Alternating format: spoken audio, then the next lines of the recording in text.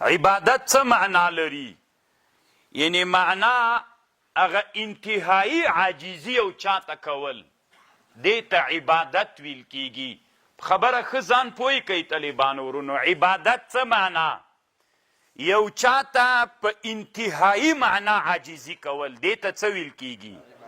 په انتهایی معنا چاته عاجزي کول چې انسانانو کې عادت هغه په څه شي باندې کوي؟ په تندي باندې، په وضع د رأس. انسانان چې یو چاته داسې عاجزي کوي چې له هغه نه نوره اعلی عاجزي نسته، په چی باندې سړی کوي؟ په وضع د جبهې باندې. نو دې ته عبادت ویل کیږي. عبادت معنا انتهایی او چاته عاجزي کول، تضرع کول. نو هغه انتهایی عاجزي چې چاته راځي هغه په چا باندې راځي؟ په وضع د جبهې باندې.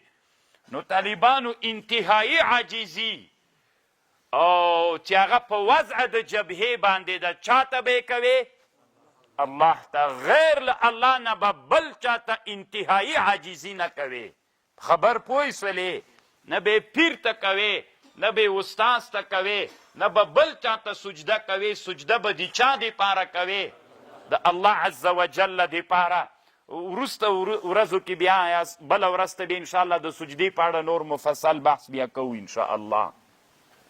نو دې ته عبادت ویل کیږي.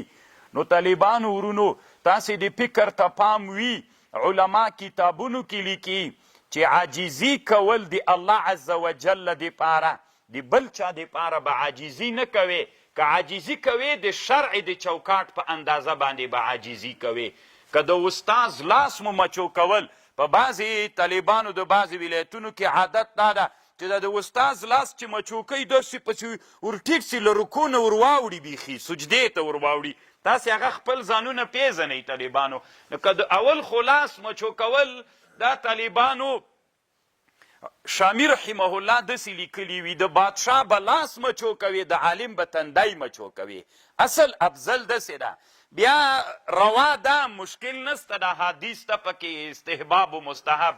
خو طالبانو ورونو ادب به هم زده کوي، لاس به ځان ته راجیګوي. دا انحنا تاسې که فکر وکړئ، بعضې خلک چې لاس مچو کوي داسې پسې ورټیټ سي، له رکو نه مرکته سي. نو دا طالبانو دا عادتونه به نه کوئ. اعلی تضرع د چا دپاره پکار ده؟ د الله دپاره، د رب العالمین دپاره به زده کوئ. سجده کوئ یا هغه انحناو یا هغه خضوع عاجزي د رب العالمین دپاره د باندې کوي. او بل امام فخر الدین الرازی رحمه الله یو خبر کړي طالبان ورونو، تاسې د دې خبره د سره واورئ، ډېره داسې پخه خبره یې کړې ده.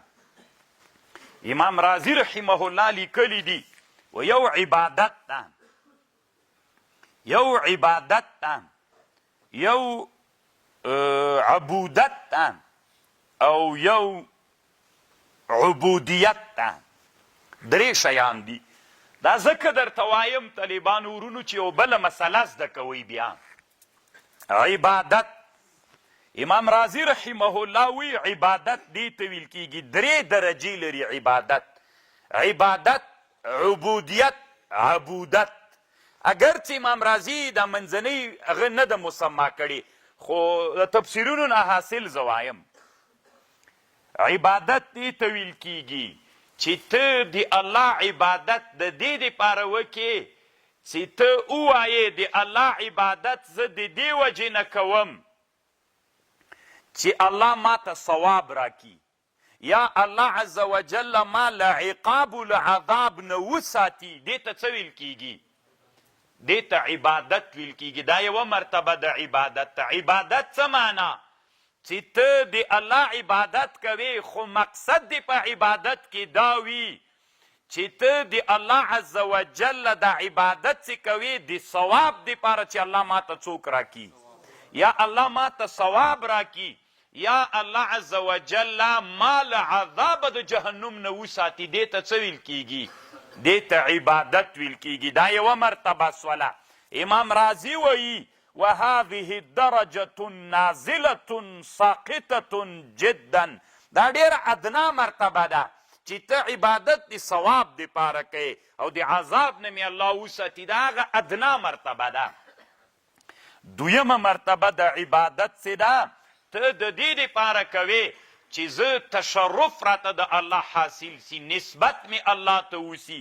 زه چې د الله عبادت کوم د دې په خاطر یې کوم چې ما ته تشرف حاصل سی، د الله ته نسبت حاصل سی، چې خلک ووایي دی الهي سړی ده. نور مقصد نه وي، مقصد دی تا دا وي چې الله ته دا نسبت چې ته منصوب الله ته سي. اوس طالبانو دنیا کې څومره کوټې دي که نه، د بیت الله نسبت چا ته سوی؟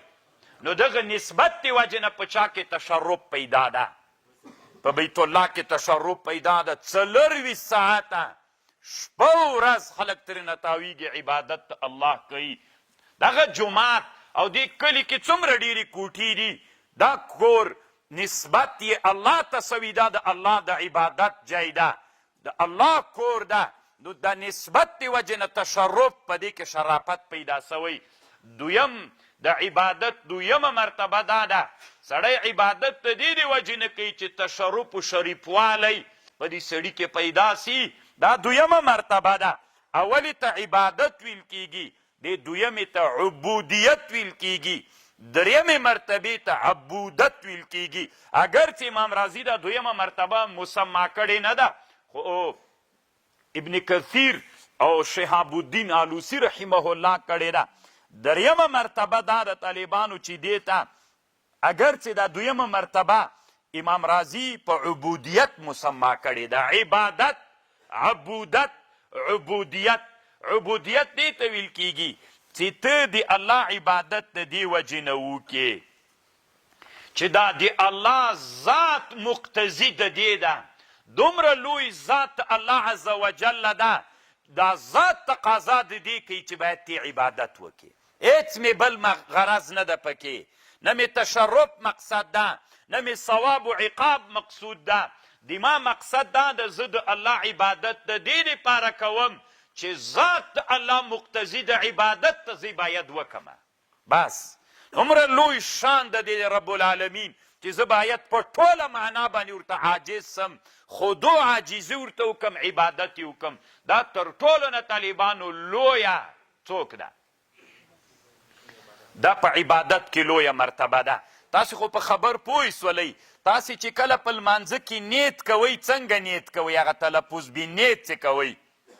نیت مې کړی دی 2 رکعاته لمونځ کوم د الله دپاره. ګوره ثواب د الله دپاره نه، د تشرف دپاره نه، ذات د الله مقتضي د چا ده؟ د دې عبادت ته دومره لوی ذات ده، تقاضا د لویي د ذات الله دا ده چې باید زه څوک وکم. نو دې ته عبودیت وایي طالبانو ورونو. امام فخر الدین الرازي وی، امام فخر الدین الرازي رحمه الله دلته یوه ډېره خوندوره خبر کړې، خو داسې لیکلي وي که چا مونځ د دې دپاره وکړي یا ټول عبادتونه یې د ثواب دپاره، دا عبادت بیخي قبول نه ده. تاسې په خبر پوهېږئ که نه؟ خبره خو اورئ طالبانو، خبره کوو. یو سړی د که داسې وایي زه مونځ د دې دپاره کوم چې د الله عذاب نه ځان وساتم او الله ثواب راکي. امام رازي وی رحمه الله فسدت صلاته، د ده مونځ فاسد ده، د ده سړي مونځ نه ده صحیح، د ده به مونځ د ثواب دی، ځکه د معبود څوک سو؟ د ده معبود څوک سو؟ تشرف. د ده معبود څوک سو؟ ثواب. د تا معبود به څوک وي؟ الله به دی معبود وي. 3 مرتبې سوې، په عبادت کې معبود ثواب و عقاب، په عبودت کې مقصود تشرف، په عبودیت کې مقصود الله. دی تا به په عبادت کې مقصود څوک وي؟ الله به دی مقصود وي. دا خبر طالبانو امام رازي رحمه الله کړي. امام رازي وی فإنه لو قال أصلي لثواب الله او للهرب من عقابه فسدت صلاته. خدا خطرناکه خبره سره دا اوس عوام ډیر دي چا دپاره عبادت کوي؟ ثواب دپاره. حرام و نزان ساتل، یو بل عبادت کول چې الله صدقه کوي. ولی صدقه کوي؟ چې الله ثواب راکړي. ولی جماعت جوړوي؟ چې الله ثواب راکړي. خدا ټول عبادتونه دي کنه، ثواب مقصود شو کنه. امام رازي څه وی؟ دا عبادت قبول نه ده.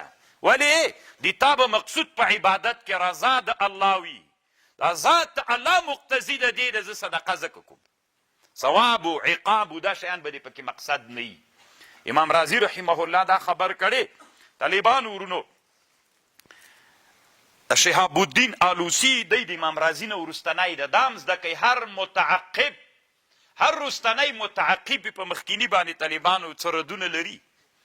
امام شهاب الدین آلوسی رحمه الله په تفسیر کې ډېر ردونه په هغه باندې کوي، په امام رازي باندې کوي، خو ډېر احترام هم ورته لري طالبانو. ښه ډېر احترام هم ورته لري امام رازي ته، ردونه هم پې کوي.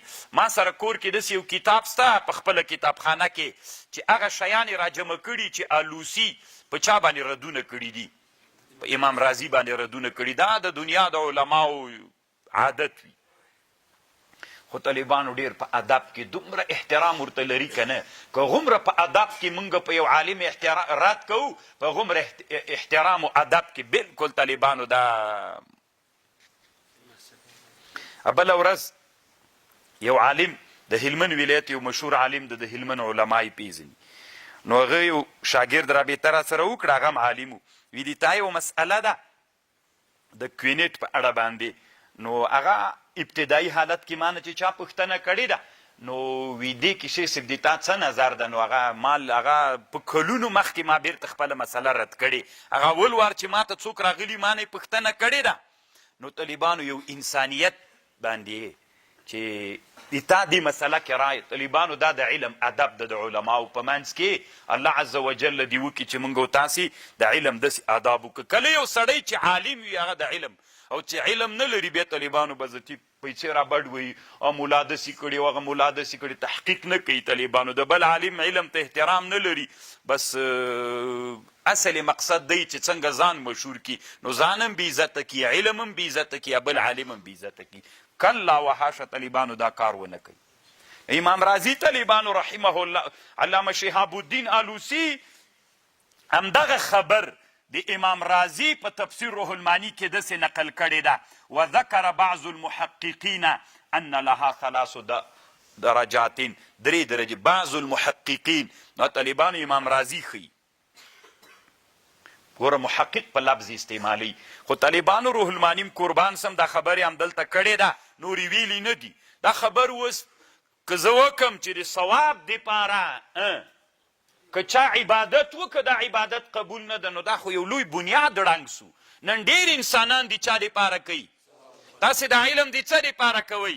په د عامیایي میدان کې چې ثواب الله راکړي، نو خو تاسې د علم قبول نه ده. هم امام رازي وي او هم څوک وي. خو طالبانو ورونو، علامه اسماعیل ابن کثیر الدمشقی الشافعي رحمه الله همدغه خبر د امام رازي نه نقل کړی دی. وی امام رازي داسې خبر کړی ده. نو دی وی چې بعضې علماو داسې خبر کړي چې کم عبادت د ثواب و د عقاب دپاره وي، چې عقاب نه ځان وساتم ثواب الله راکي، دا عبادت وي چې قبول نه ده. وهذا ليس بطائل، دا هیڅ هغه طائل نه ده، مقصود نه لري، از مقصوده. یعنی لنډې دا طالبانو دا خبر صحیح نه ده. صحیح خبر دا ده که چا د ثواب و د عقاب دپاره م عبادت وکړه، هغه عبادت څوک ده؟ قبول ده. امام رازي رحمه الله بیا یو صحابي حدیث نقل کړی چې عبادت د الله که د ثواب دپاره قبول ده. وی یو کوچي ته چا ویلو چې ثواب دپاره عبادت دي تا نه قبلیږي. وی کوچي ورته ویلي انی لا احسن دندنتک ولا دندنة معاذ، نه دي تا دندنه قبلوم نه د معاذ دندنه قبلوم، بلکې زه الله د اور نه پناه غواړم او د الله جنت غواړم. او بیا طالبانو نبی صلی الله علیه وسلم هم د ده دا دندنه قبوله کړې ده، یعنې د ده خبره هغه خبر دندنه هغه خبر هم نه قبلوم. د معاذ رسول الله ویلي بالکل دا صحیح ده چې دا کوچي کومه خبر کړې چې زه عبادت د ثواب دپاره کوم چې الله یعنی لنډې دا طالبانو کومه خبر چې امام رازي او شهاب الدین آلوسی کړې دا خبر امام اسماعیل ابن کثیر رد کړې ده او حق له ده سره د طالبانو عبادت صحیح ده اولا عبادت نه ده چې د تا عبادت د دې دپاره وي چې ذات الله مقتضي ده داسې وکوي خو که د چا د ثواب او د عقاب دپاره عبادت کو دا عبادت بالکل څوک ده قبول د طالبانو الله دې وکړي چې په خبر پوهیې